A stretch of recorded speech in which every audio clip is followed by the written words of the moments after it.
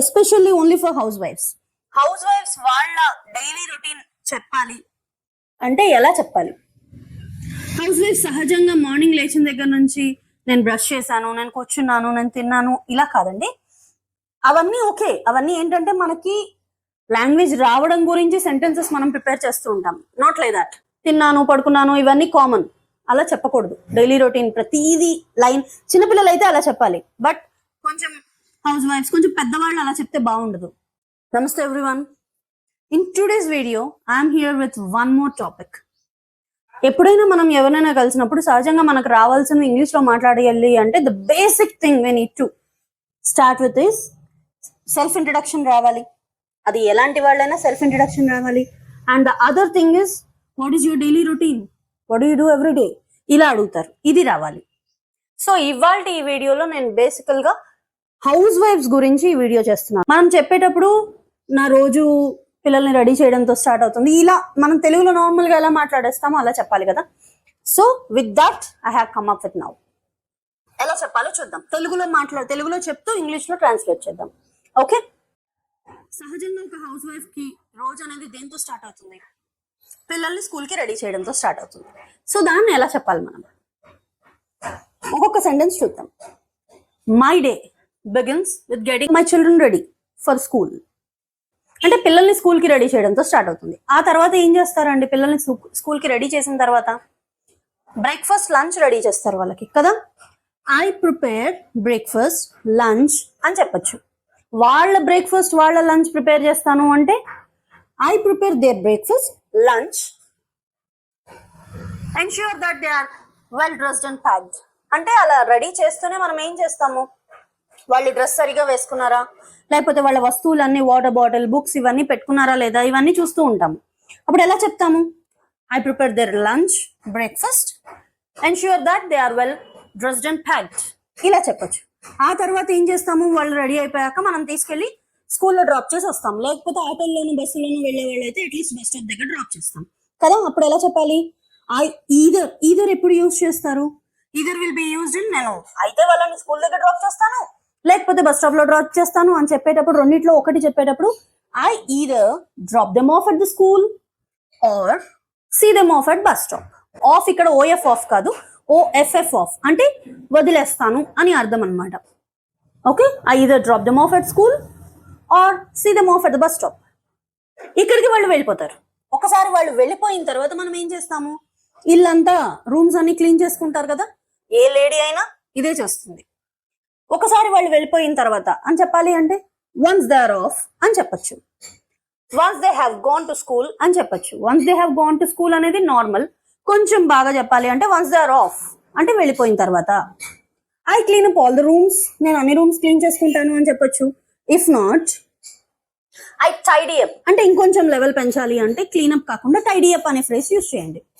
I tidy up the living room అంటే hall clean చేస్తాను. Hall కాకుండా అన్ని రూమ్స్ క్లీన్ చేయాలంటే I tidy up all the rooms to get the things organised అంటే మొత్తం organise చేసి ఎక్కడ వస్తువులు అక్కడ పెడతాను, నీట్ గా చేస్తాను అని అర్థం అనమాట. ఆ తర్వాత ఏం చేస్తాము, I tidy up all the rooms to get the things organised and start the other house hold works, ఇలా చెప్పచ్చు. అంటే మిగిలిన పనులు స్టార్ట్ చేస్తాను. తర్వాత ఏం చేస్తాము, గిన్నెలు తోముకుంటారు, బట్టలు ఉతుకుతారు. I clean the dishes, I clean the dishes అనేది clean the dishes is the normal phrase. దాన్ని ఇంకొంచెం డెవలప్ చేయాలి అంటే ఐ డూ ద డిషెస్ అని చెప్పచ్చు. I do the dishes, do the laundry లేకపోతే wash the clothes. Wash the clothes అనేది normal, దాన్ని కొంచెం డెవలప్ చేస్తే do the laundry. I do the dishes, do the laundry and hang up the clothes to dry అంటే బట్టలు ఆరవేస్తాను. Okay, dry the clothes, hang up the clothes. Hang up అంటే ఏంటి, ఇలా వేలాడతీస్తాం కదా బట్టల్ని, దాన్ని హ్యాంగ్ అప్ అంటారు. And start preparing the meal for the day. కొంతమంది ఏంటంటే పిల్లలకి వేరేగా తర్వాత వాళ్ళకి వేరేగా వంట చేస్తారు. అలాంటప్పుడు start preparing the meal for the day, ఇలా కంటిన్యూ చేయొచ్చు. I do the dishes, do the laundry and hang up the clothes to dry and start preparing meals for the day అని చెప్పచ్చు. ఇది అయిపోయిన తర్వాత నెక్స్ట్ ఏం చెప్తాం, మీల్స్ అవి ప్రిపేర్ చేసేసిన తర్వాత కొంతమంది ఏం చేస్తారు, బయటికి వెళ్ళి ఇంకా గ్రాసరీ ఏమైనా తెచ్చుకోవాలి, కొంతమంది సామాన్లు తెచ్చుకోవాలి, బయటికి వెళ్ళే పనులు చూసుకోవాలి. అప్పుడు దీనికి ఒక లైన్ ఎలా యాడ్ చేస్తాం మనము? And take care of any errands like grocery shopping. Errands అంటే ఏంటి? అదర్ టాస్క్స్ అని అర్థం. And take care of other tasks like grocery shopping అని చెప్పొచ్చు. ఆ take care of any other tasks అని చెప్తాం కదా, ఆ అదర్ టాస్క్స్ అనేది ఎరండ్స్ అని చెప్పొచ్చు అనమాట. ఓకే, ఏదైనా ఒకటే, కొంచెం లెవెలప్ చేసిన ఇంగ్లీష్ అంతే, అంతకు మించి ఏం లేదు. సో ఎక్కడి వరకు కంప్లీట్ చేసాం మనము? వంట ప్రిపేర్ చేసి పిల్లలు వెళ్ళిపోయారు, వంట ప్రిపేర్ చేసేసాము. ఆ తర్వాత మిగిలిన పనులు చూసుకున్నాము. తర్వాత ఏం చెప్పాలి? వాళ్ళు వచ్చే లోపల, పిల్లలు వచ్చే లోపల ఆబ్వియస్ గా మనం తినడం పడుకుంటాం, ఇవన్నీ కామన్ గా జరుగుతాయి. మెయిన్ థింగ్స్ ఏంటి అవి చెప్పాలి. పిల్లలు వచ్చే లోపల మిగిలిన పనులు కంప్లీట్ చేసుకొని కొంచెం సేపు నాకు రిలాక్స్ అవ్వడానికి టైం దొరుకుతుంది. అప్పుడు ఎలా చెప్పాలి? Before the children come I may get some time to relax with a cup of coffee or tea by the window. అంటే విండో దగ్గర, కొంతమంది విండో దగ్గర కూర్చుని కాఫీ ఆర్ టీ తాగడం అలవాటు ఉంటుంది, కొంచెం టైం దొరుకుతుంది నాకు, అలా చెప్పచ్చు. అలా కాకుండా ఆ విండో అనేది తీసేసినా పర్వాలేదు. Before the children come I may get some time to relax by having a cup of coffee or tea, ఇలా కూడా చెప్పచ్చు. Or finish up other household tasks. అంటే ఇంకా మిగిలిన పనులు ఏమైనా ఉంటే కంప్లీట్ చేసేసుకుంటాను. ఈ లోపల సాయంత్రం టైం అయిపోతుంది, పిల్లలు వస్తారు. అప్పుడు ఏం చెప్పాలి? ఒకసారి వన్స్ దే కమ్ బ్యాక్, వాళ్ళు ఇంటికి వచ్చేసిన వెంటనే ఒకసారి వచ్చేసారు అంటే వాళ్ళ హోంవర్క్ లో నేను హెల్ప్ చేస్తాను. I help them with their homework. తర్వాత ఏం చేస్తాము? వంట చేసి వాళ్ళకు ఒక మంచి న్యూట్రిషన్ అలా ఉండే ఒక మంచి మీల్ వాళ్ళు పడుకునే లోపల ఇస్తామన్నమాట. అప్పుడు ఎలా చెప్పొచ్చు? ఎన్ష్యూర్ దట్, అంటే వాళ్ళు బాగా తినేలా చూసుకుంటాం కదా మనం.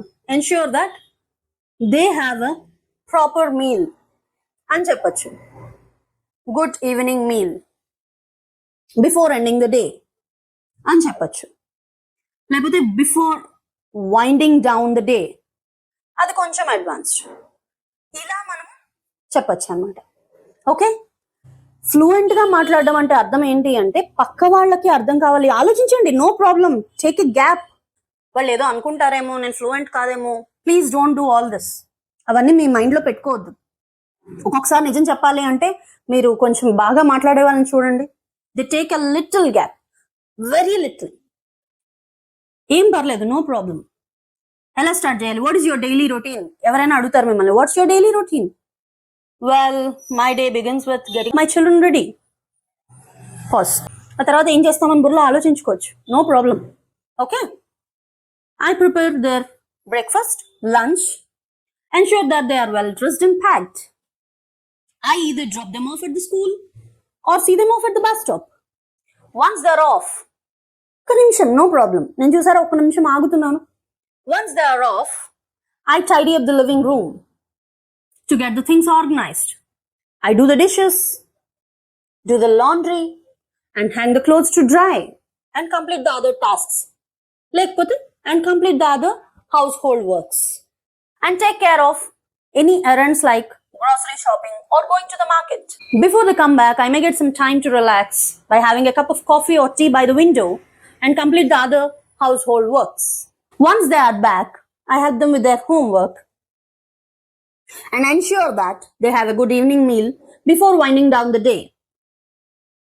ఇలా మీరు చెప్పచ్చు. Don't worry, it's not a big task. మీకు ఎవరైనా ఎన్వైరన్మెంట్ ఉండాలి, పక్క వాళ్ళు ఉండాలి మాట్లాడడానికి, ఇలాంటివి మీకు ఏమైనా అనిపించాయి అనుకోండి, stand before the mirror, no problem at all. I'm telling you, ఎప్పుడు మనకి ప్రతిసారి ఎవరో ఒకరు దొరకరు. నోబడీ, నిజంగా చెప్తున్నాను, ప్రతిసారి ఎవరో ఒకరు ఉండాలి మనతో మాట్లాడడానికి. It won't happen, it doesn't happen all the time. Then what we have to do? Shadowing చేయండి. షాడోయింగ్ అంటే ఏంటి? ఒక డైలాగ్స్ కానీ, ఇప్పుడు మనం చిన్న ఎగ్జాంపుల్ చెప్తాను నేను. వాటర్ అనేది తెలుగు పదం కాదు, కానీ మనం యూజ్ చేస్తాము. ఇన్ ద సేమ్ వే, ఆ క్లోత్స్ డ్రై చేద్దాం రండి, డిషెస్ వాష్ చేద్దాం రండి, ఇలా చిన్న చిన్నవి యూజ్ చేస్తూ ఉంటారు ఫ్రేజెస్. మీరు రెగ్యులర్ లైఫ్ లో ఇంగ్లీష్ మాట్లాడాలి అన్న ఆ తపన ఉంటే చిన్న చిన్న ఫ్రేజెస్ తీసుకోండి. ఆ ఫ్రేజెస్ తీసుకొని మీరు దాన్ని వాడడం స్టార్ట్ చేయండి. మిర్రర్ లో చూసి మాట్లాడండి, లేకపోతే కెమెరా ఆన్ చేసుకోండి. కెమెరా ఆన్ చేసుకొని ఒక 1 minute మీకు మీరు మాట్లాడండి. మన మొహం మనం చూసుకుంటూ మాట్లాడడం కూడా కష్టమే, మీకు తెలుసా? కానీ అలవాటు పడితే it's easy. Don't worry, start speaking now. Okay, ఇది specially this is for house wifes, how to say their daily routine. Okay, That's all for today. I hope you liked the video. If you want any other videos, please subscribe the channel. And whatever the videos you want, you please comment and note it in the comment box. For sure, I'll try my level best to make that video. Bye. Namaste.